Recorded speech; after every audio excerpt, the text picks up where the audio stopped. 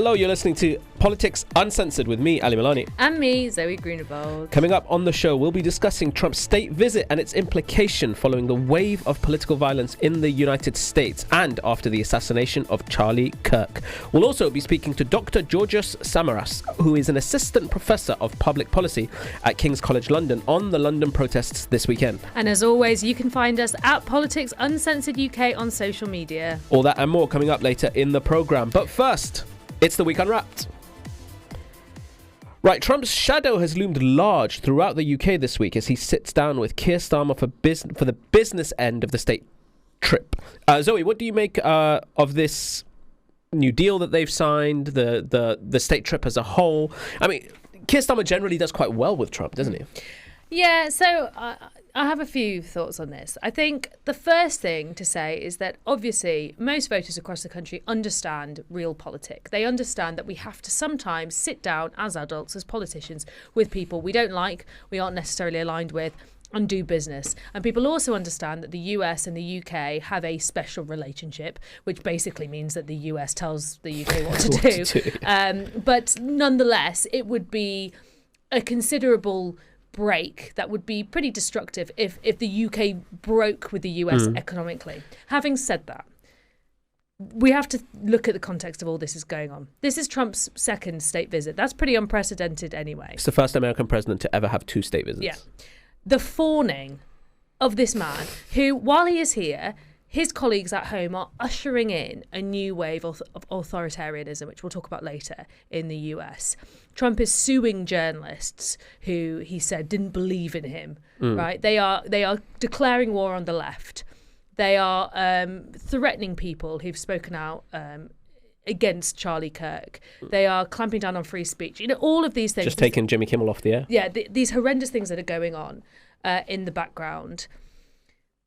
Trump, where he stands with Netanyahu, where he has his ear bended by Putin, this is a man that is so against what it is that the UK should stand for.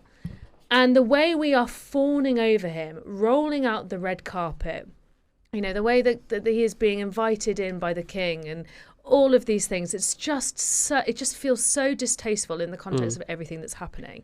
And I think the big thing that Starmer wants to do with this trip is obviously he wants to get some US investment in the UK. They announced this big multi-billion-dollar deal. Do we want that American money? Do we want more American ownership of our UK economy and business? We're talking about data centers. Well, I don't really want Sam Altman and the tech bros who are destroying America to have more influence over here. And if you talk about what that is going to mean for people's lives, are we going to feel that in our communities? Are those jobs that are going to be created? Is that money going to trickle down into people's pockets? I don't think so. I understand that we need a working relationship with the US, mostly because of our self-destructive act of leaving the EU. But my God, do we need to fawn over this man who is a fascist, an authoritarian, an autocrat? I just think it's so uncomfortable. And I just think with everything going on, it just feels really, really hard to swallow. Yeah, it's the question is, you said special relationship. Special for who? It's special for the United States. It is, because we're one of the biggest economies in the world and we're pretty subservient economically, militarily, and quite recently culturally to America. They come in, they get to invest all this money, put data centers in the country. We're a key military ally. They have military bases and military stations in the United Kingdom. Their president gets 2 state visits, for example. And the question, I think, is at what point? I agree that we have to do deals with people we don't like. We have to talk to people we don't like. But at what point does that pass the threshold of our values are more important than 120 billion pounds, which, by the way, you're right, no one ever feels. If you think back to any time governments had announced billion-pound investment deals, I don't remember a time when communities have gone, yeah, I felt that, right? Jobs entered into my community or jobs entered into my town and, you know, factories opened, etc., etc. That's hardly, I think, ever felt. So there is a larger question, I think, of at what point do we recognize our independence as a country and we don't fawn over the United States and become completely subservient to Trump's America? I would say it's more symbolic and existential the way we respond to Donald Trump, because people often say we're not like America. You see what's happening in the US, and it is alarming at the rate they're slipping into what looks like an authoritarian, almost a dictatorship, to be honest. And people say, well, could it really happen here? Well, all you have to do is look at how the cloud of the US is engulfing the UK. Okay, Europe, actually. We took but I'm going to focus on the UK because we had a protest this weekend. 150,000 people at a I don't know if rally. you saw, Zoe, but it was 60 million people according to this. Sure, Jan. A rally arranged by Tommy Robinson. A scale that would be unthinkable, especially because this man has been in prison. He is well regarded as a far-right figurehead, He's as a a thug. racist, as a He's thug. Yeah. But what's new is this injection of US American donations into Tommy Robinson's rehabilitation. So this US donor, tech billionaire Robert Shillman, has helped transform Robinson from a convicted criminal into a citizen journalist.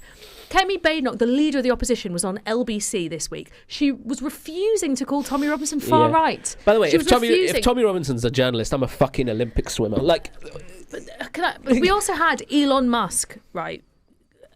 Facilitated by technology and video link, coming in, basically inciting violence. Yeah. Again, a Silicon Valley billionaire beaming in to tell UK citizens to overthrow the government. And then you have, Danny Kruger defecting to Reform. We'll talk about that as well.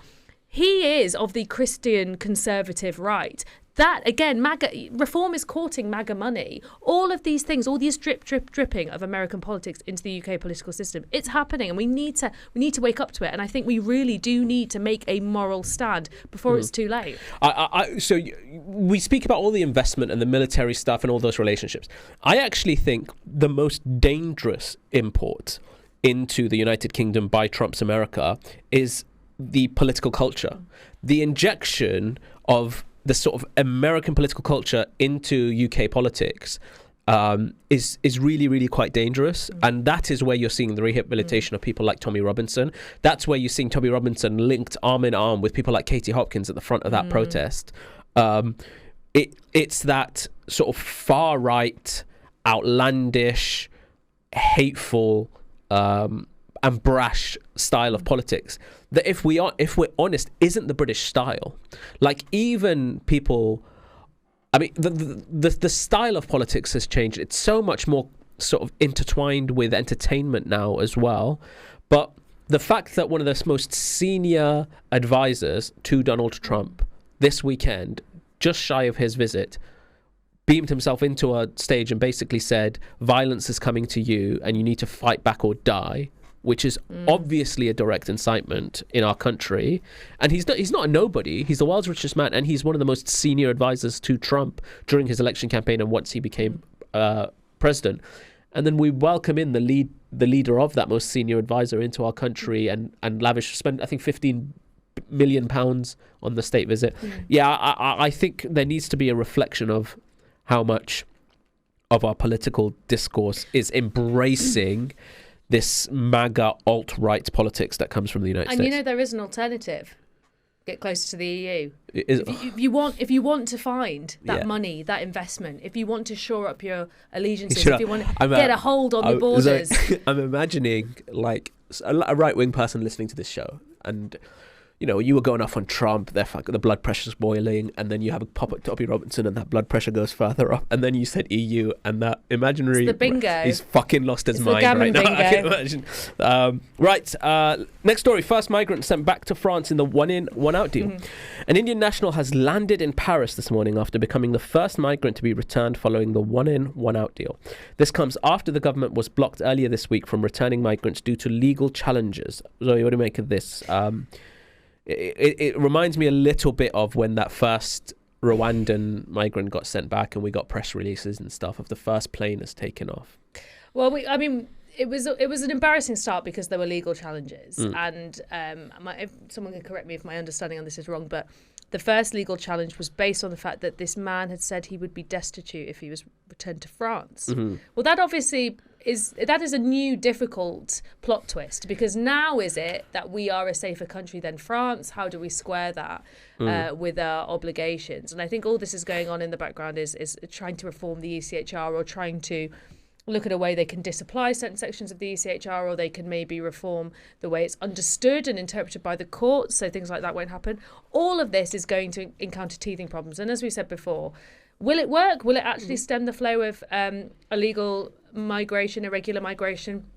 I don't know, because we know that push factors are arguably stronger than pull factors. What do you make of Shabana Mahmood? Because she's just come in as Home Secretary, and she's kind of presenting herself as the I'll do whatever it takes Home Secretary. I've been put in place to strengthen our borders, in essence. And she's making a lot of sort of quasi-reform noises as Home Secretary. And it hasn't worked. It's never worked for Labour. But it seems like, Starmer's been in absolute crisis over the last 2 weeks, like absolute crisis. People are now talking about when, not if, he survives as Prime Minister. And so you'd think, would the reshuffle be a reset moment, both in terms of who actually sits around the table in the cabinet, even though a lot of them just changed chairs, but also a reset in communications and political strategy? That doesn't seem to have happened, because with Shabana Mahmood, they've gone even more on do whatever it takes to sort of strengthen our borders and send the migrants back. I think what they're going to have to do is, what they feel they have to do is talk really tough on migration to appeal to the right, which, as we've said many times before, is just not going to work. Yeah. But meanwhile, what they really need to do is fund the asylum system properly so that they can process claims quickly. Yeah. Probably look at potential reform of the ECHR, which would need to be done multilaterally, so with other countries, and potentially internally and domestically as well. And safe and legal routes, which they just will never touch. Oh, and then, of course, more cooperation with the EU.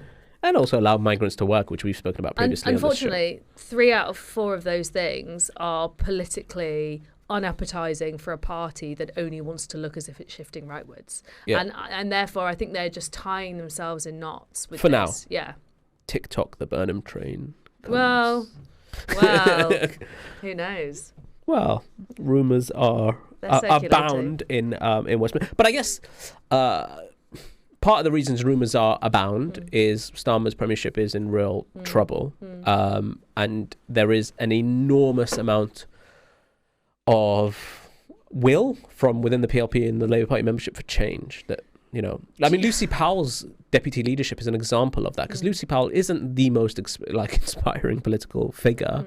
But she's the anti-Starmer candidate. She sits in, I think the Salvation poll said 69% of the vote. Do you know what is kind of extraordinary? It tells you everything you need to know about the state of British politics. It isn't a million miles away. It's not totally unthinkable that we could have 2 leadership contests of the 2 biggest parties running at the exact same time. If both of them Do you think she's done as well, Kelly? I think Badenoch is done. Yeah. I think Starmer could well be done. And I think both parties will be giving each of their leaders till May. Yeah. Till May. Out. Do you think Keir will make it that long? I think they're looking at local elections. Yeah.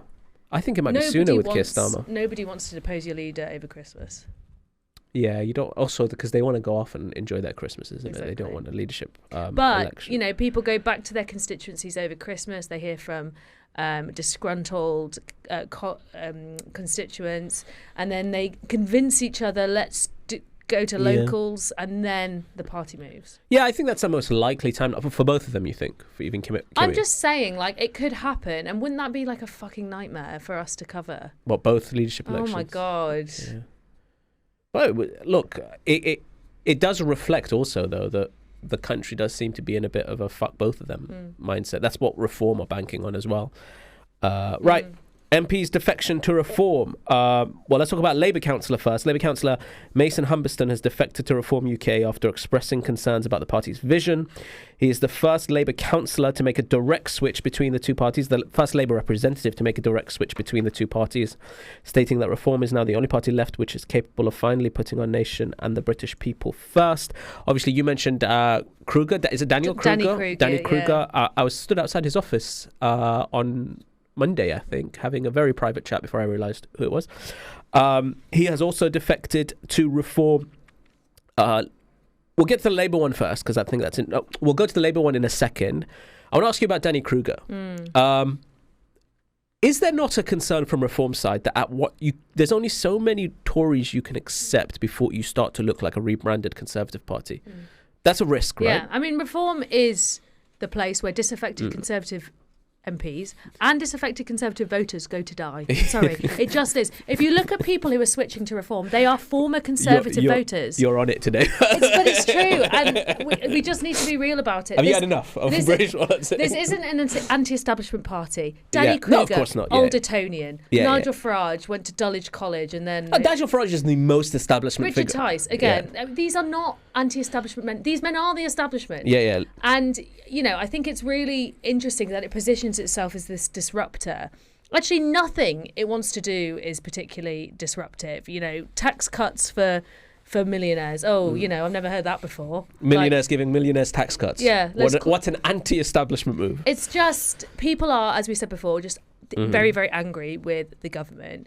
I think what is interesting about Kruger is that many people regard him as being the intellectual beating heart of the Conservative Party.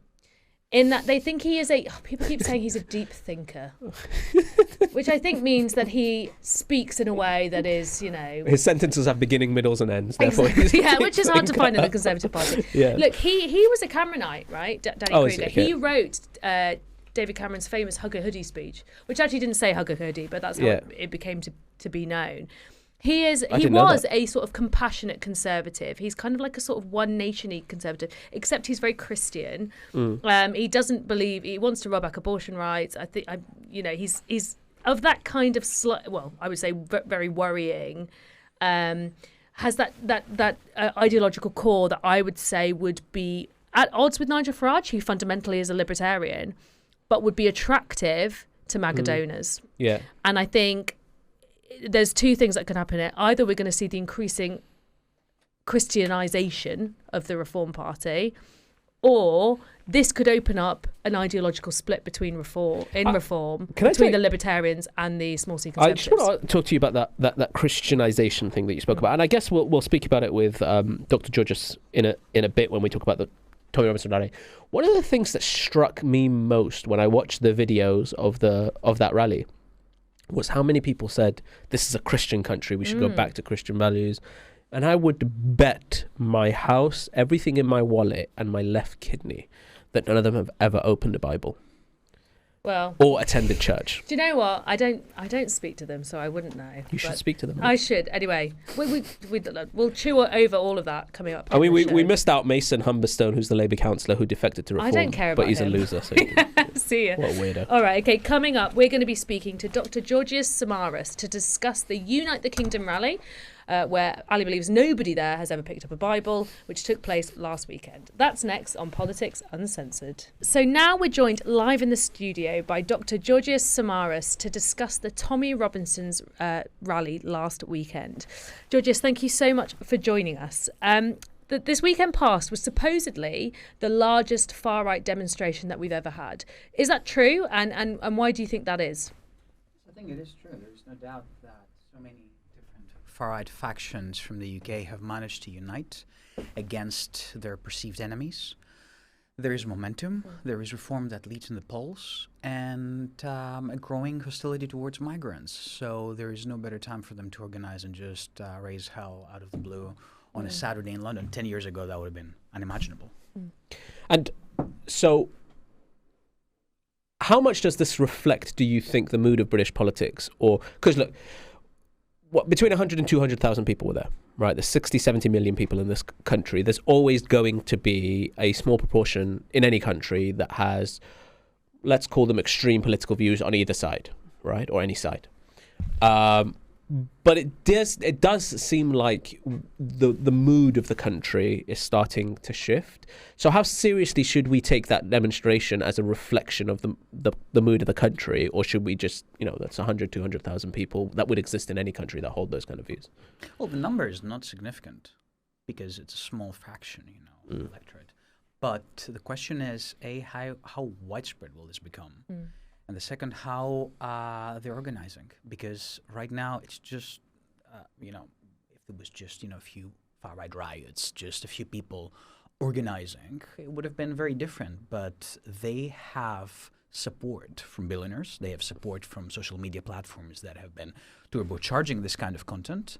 And they have received also significant boost by politicians right now and their, I guess, decisions to defect to reform.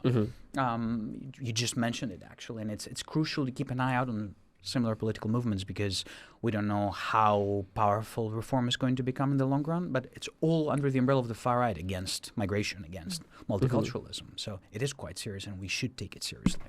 And also we know that there is a infiltration in UK politics on the right from US influences. So we had Elon Musk beaming in, inciting violence. But we also know that Tommy Robinson has been able to rejuvenate his image from far-right thug to many people, as he refers to himself as a sort of citizen journalist. And that is in part been funded by people like billionaire Robert Shillman, who have been funding Robinson's campaign. How much is foreign money helping the far right to clean its image up over here? I think that the amount of money that they received is impossible, of course, to calculate because we don't know how this money is being sent to such figures like Tommy Robinson. It could be Bitcoin, for example. Who knows? It's very difficult also to understand how these dynamics are being shaped. The connection between Elon Musk and Tommy Robinson probably happened during the radicalization process Musk went through, and now he's radicalized by his own platform, so they managed to communicate there. I think that there is a very different enemy right now because 10 years ago, Tommy Robinson was a nobody. He was just, noise. But in 2025, in this political environment with such high levels of polarization and support from Elon Musk and other billionaires, he is a dominant force in far-right terrorism. Unfortunately, we're not able to deal with this as a terrorist threat. Instead, Palestine Action is treated as a terrorist threat. But Tommy Robinson is allowed to roam free, mobilizing 200,000 people and calling basically for the eradication of certain groups in society, like Muslims, like trans people, like refugees, anyone who is not part of this Aryan vision that he's currently spreading. So, as I was watching some of the footage coming out of this protest, one of the things I noticed was the amount of people that pushed back on this question that we're not far right. And I'm always really hesitant to brandish 100,000, 200,000 people with a single brush. Because there will be people there who I think have been manipulated, who have legitimate anger at the economic situation of the country, and who have fallen into the arms of Tommy Robinson through some serious manipulation, like I say, and effective communications. That being said, they were insistent that they're not far right. So I just want to quote a couple of things. So the protests started with Tommy Robinson arm in arm with Katie Hopkins, who we all know has a very unique history in this country. Elon Musk was video linked, and he used he said the phrase, "The left is the party of murder," and celebrating murder. He said there's a genuine risk of rape and murder and the destruction of the country and the dissolution of the entire way of life. He said violence was coming here and they either fight back or die. There was a far-right Belgian politician, Philippe de Winter, who said it has to be clear that Islam is our real enemy. You have to get rid of Islam. Islam doesn't belong to Europe. Islam doesn't belong to the UK. How is any of this rhetoric coming off of the stage not extreme far-right? They have managed to turn political communication and political science into controversial language. Traditional media have played along for years. Look at the BBC last year apologizing to reform and many other political entities that are being labeled as far-right. And now they are able to mask themselves under also Christian nationalist narrative, carrying crosses and, of course, religious symbols, to promote those ideas that you just described. Yeah. All of these ideals are very linked, quite closely linked to Nazi ideals. Arguing that the eradication of society should take place in a democracy goes against liberal democratic foundations. Yeah.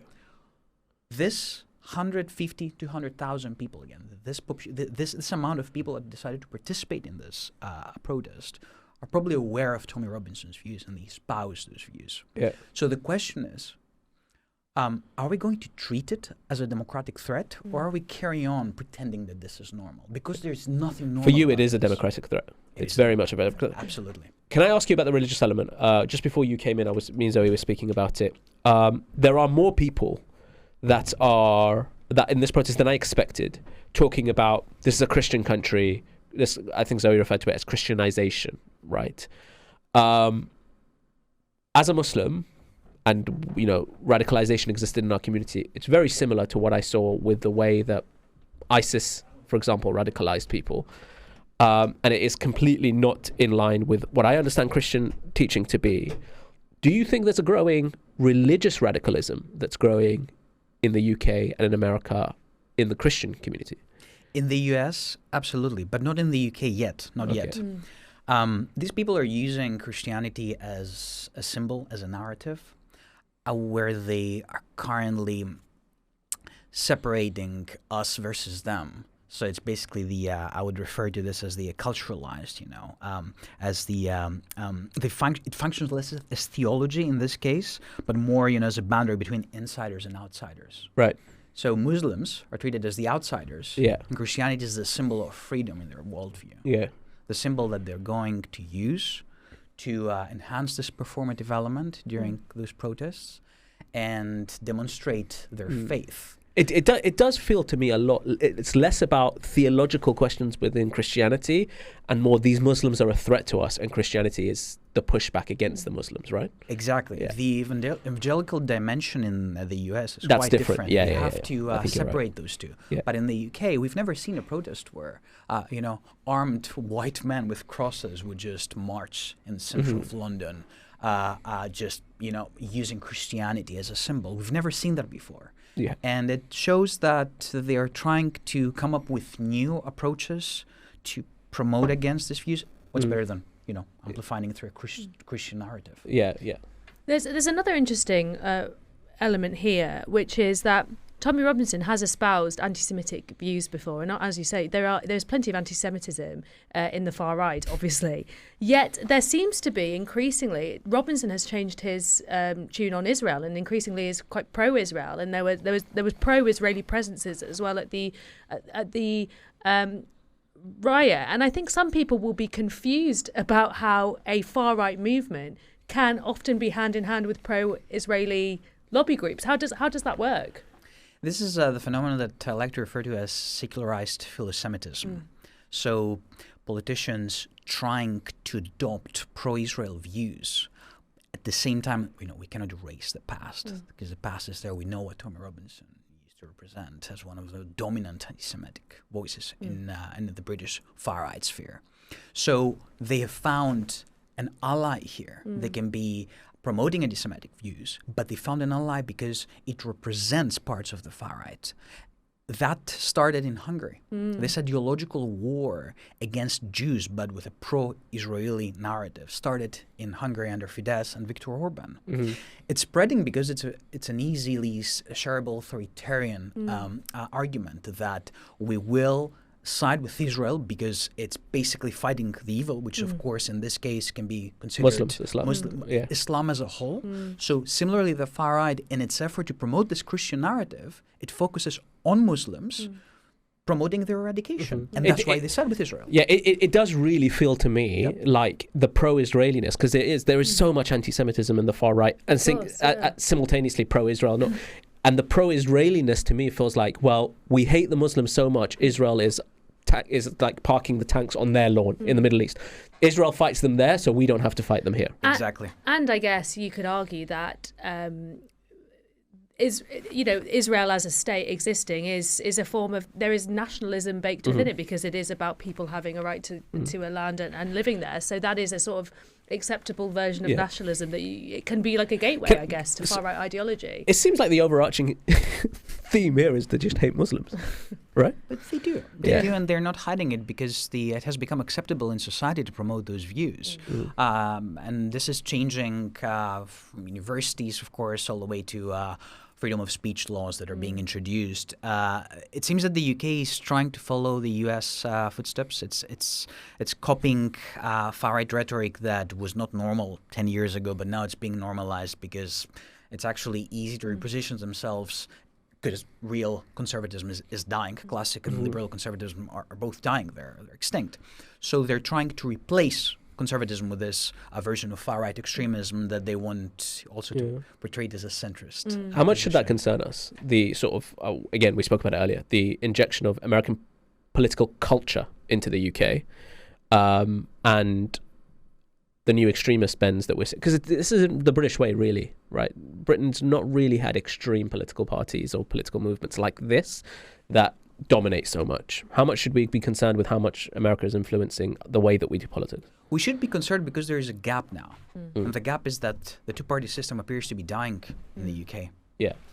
If that happens, we're talking about a political earthquake here. And Nigel Farage, as the true representative of the far right, he has legitimacy. He is leading the polls, he is mainstream, and he can shape the population's views, the far-right population's views, in the way he wants to, because there's no strand of conservatism left in the mainstream. It should concern us because he has direct communication with Donald Trump, and many of his politicians, many of his MPs share those beliefs and are willing to push forward. More political parties emerge. Advance UK, Restore Britain.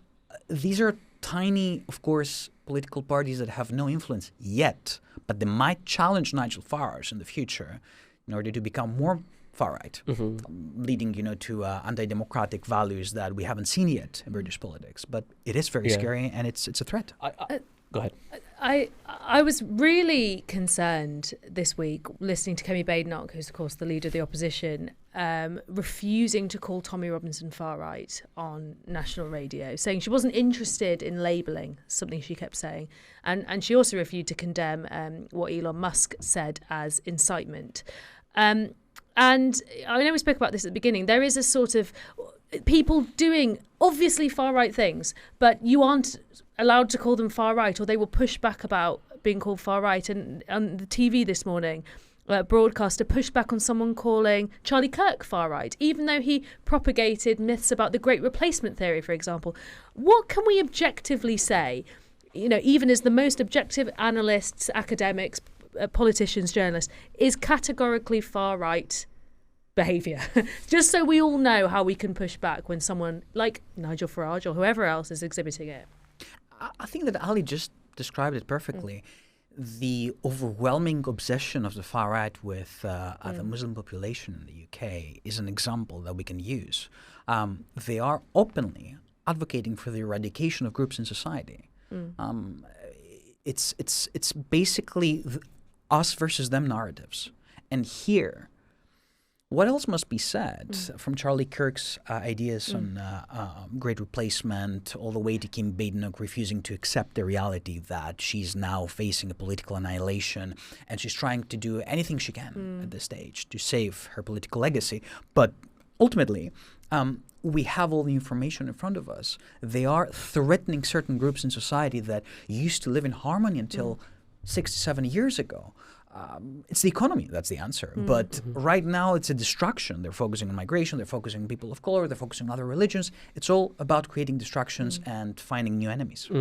You, earlier on, you mentioned something that's kind of been saved in my head. I've been talking about this for a couple of weeks now. And you mentioned terrorism. So as we ramp up this extreme rhetoric, as people come onto the streets and as there's pushback against it, usually, and as political violence is a very real issue on the table we've seen in America, I've been worried that we are on the road to political violence being a serious problem in this country. In fact, I have predicted that if things continue and the narrative continues as it does, I'm expecting a terrorist attack at a mosque or a Muslim community center any day now, right? Because that's what ramping up does. How concerned are you at the prospect of political violence in this country and terrorism coming from the far right? I am very concerned, and I fully agree with you.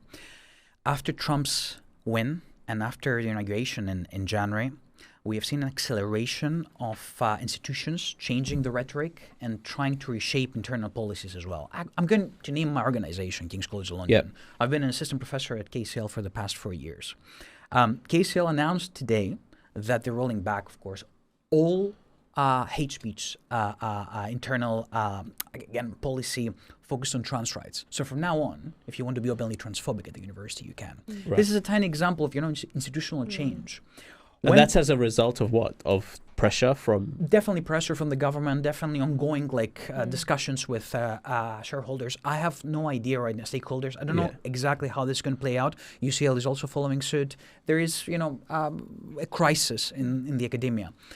It's not just the academia. When many institutions are adjusting their culture in order to meet this demand from the US, it means that the Americanization of this culture, the political culture, is already upon us. It's happening. It's been happening for months. And this acceleration will most likely lead to increased political violence. I don't know how bad things will get, but this normalization of scenes of white men protesting and calling for the eradication of Islam in the center of London should alarm us all. The question is, what is the state doing? Because this is far-right terrorism. Yeah. This is an example of far-right terrorism. Yeah. What should the state do? Well, legislate against far-right terrorists.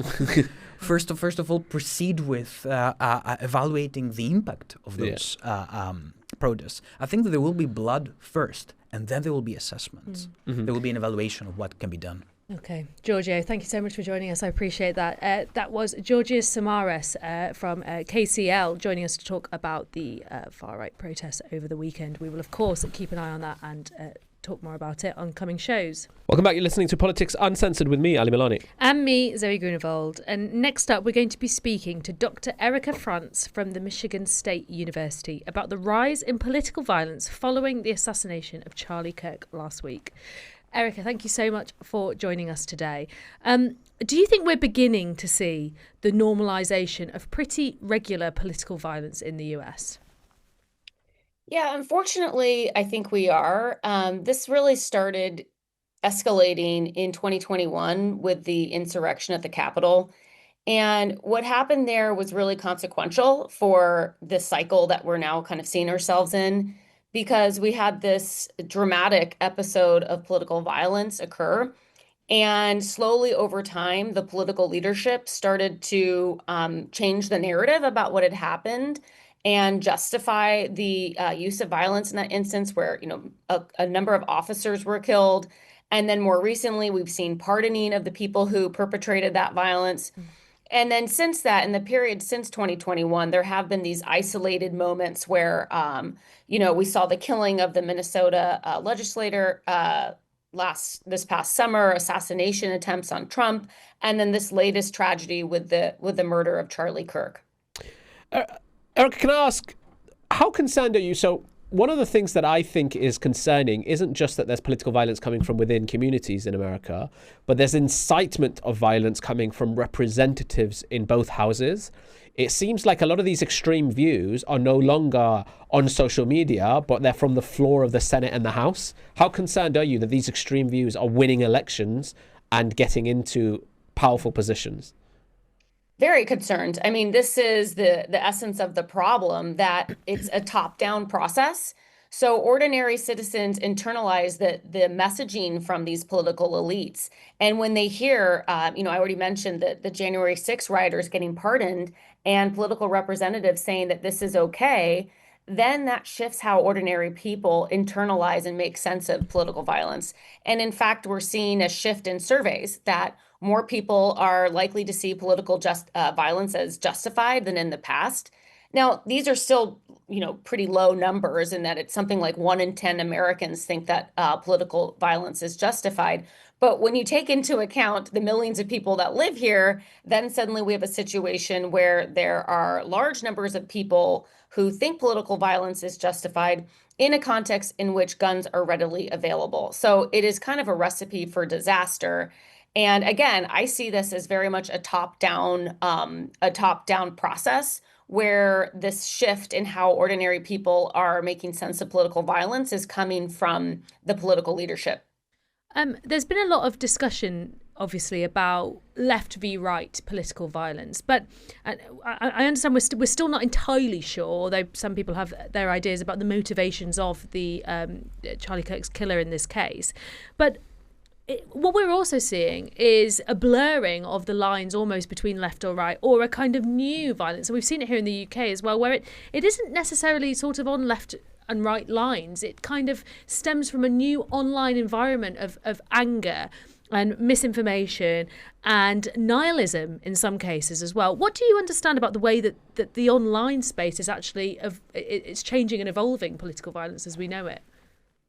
So there's a couple things to mention here. So you make an excellent point that, we are seeing people from both sides of the political spectrum engage in political violence.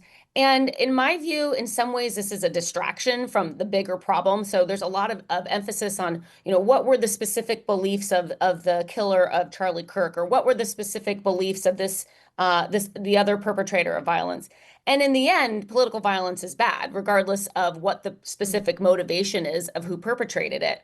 And it kind of distracts from this larger point that, violence should not be used as a way of dealing with conflict. And that when we have these episodes of political violence, that the political leadership needs to put out messages of unity rather than going after the, quote, far left as extremists. That sort of language only fuels the flames of an already heated political environment. And then in terms of the online aspect, we know that people are more likely to say things online than they would in person.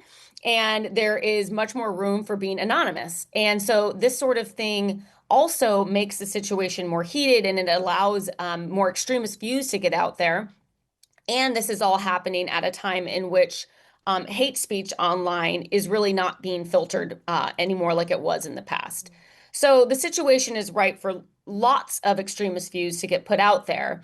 But, at the same time, we should be seeing, free speech, and that people should be able to put out their political views without the risk of violence. So from my perspective, it doesn't really matter if it's coming from the left or the right. And there has been this weird blurring of what each individual perpetrator has believed. The problem is that this sort of thing is being justified, and the language that's being used in response is not one of unity, but really one more of further polarization. Can I point you to former President Barack Obama, who has this week said that he fears that the assassination of Charlie Kirk might be a political turning point in America? How significant do you think it could be? We're in the heat of it now. And obviously, it goes without saying that it was tragic and abhorrent what happened to Charlie Kirk. But is it going to be a serious political moment in American political history? It sure feels like it right now, given that we are in the heat of it. And, there's a number of important things to note here. So you mentioned it's a tragedy. This is horrible what happened. And the fact that someone who was trying to encourage dialogue on college campuses was murdered for that sort of act is really problematic, because what the country needs is more dialogue, not less. So regardless of how you view Kirk's individual political positions, he was trying to create a space for talking things out. And now we're seeing, again, I keep mentioning the response of the political leadership, where we have the Vice President Vance saying things like, we need to go after the far left extremist NGOs. We need to put an end to far left protests. This is not the sort of response that would give room for optimism. It feels like instead of seeking a situation where we're going to have national healing over this traumatic event, instead, there are fears that you're going to be targeted if you say things that are to the left. And, just last night, we saw the Jimmy Kimmel show canceled on ABC, and other different developments that are trying to encourage self-censorship. So the ultimate goal of this administration seems to be to get people who disagree with it to stop speaking out about that, which is completely, the opposite of the free speech and the values of political freedom that are the core of the country.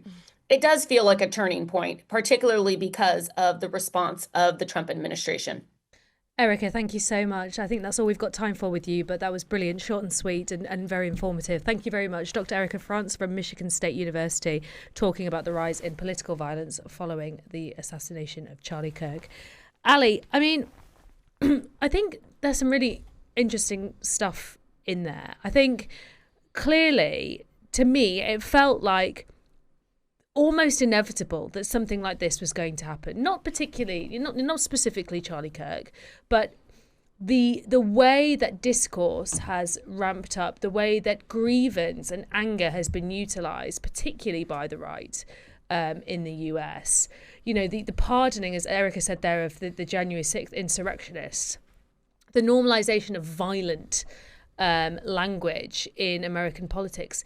It felt like just a matter of time before we had a political assassination. Remember, we had an attempted political assassination on Donald Trump's life. Yeah. You know, it's also, so there's a couple of things happening here. Obviously, I feel like I need to say, even though it shouldn't need to be said, that even as someone who is on the left, I find what happened to Charlie Kirk really abhorrent. I was watching live when it happened, and the fact that he was killed, I believe his children were there, his wife was there.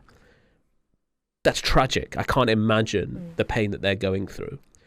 Equally, you can't use that political violence to twist people's arms and to emotionally manipulate and blackmail them to agree with what Charlie Kirk's views were, right? There are lots of people, myself included, who thought a lot of Charlie Kirk's political views and the messages he put out politically were disgusting, particularly around Muslims.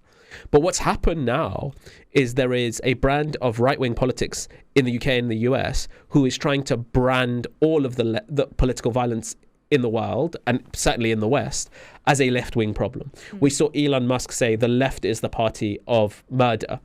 And we've even seen J.D. Vance kind of parrot the messages that it's the left, the radical left, that are dominating political violence. So I got this from Zateo, shout out Mehdi Hassan and Zateo, to just do some political fact checking on where political violence is coming from.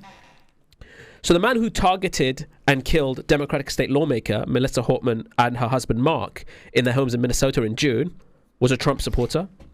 The man who was charged with the assassination of the Pennsylvania Democratic governor Josh Shapiro, the attempted assassination in April, was a Trump supporter. The man who was convicted of orchestrating a series of mass shootings at the homes of 4 Democratic elected officials in New Mexico in 2022 was a Trump supporter. The man who tried to kidnap Democratic House Speaker Nancy Pelosi and her husband was a Trump supporter. The man who wanted to hang Mike Pence on January 6th, 2021 was a Trump supporter. The man who killed the son of Obama-appointed District Judge Esther Salas was a Trump supporter. The man who tried to kidnap Michigan Democratic governor, or was planning to, Gretchen Whitmer, was a Trump supporter. I mean, I could keep going, right? But this idea that political violence is an entirely left-wing problem is bullshit. Absolutely. And we should say that all of this is now being used as another reason for Donald Trump and MAGA to cut down on free speech, which is terribly alarming. That's it for Politics Uncensored today. Unfortunately, join us next Thursday at 5 p.m. where we unwrap the week's political talking points. You can stay up to date with the show by following @Politics Uncensored UK on social media, where you can find me @Ali Milani Live. And you can find me @Zoe Grunewald. If you've missed any of today's show, you can listen back and catch up on the FUBAR Radio app or at FUBARradio.com. Download it from your app store now. Thanks for listening. See you next week for another episode of Politics Uncensored.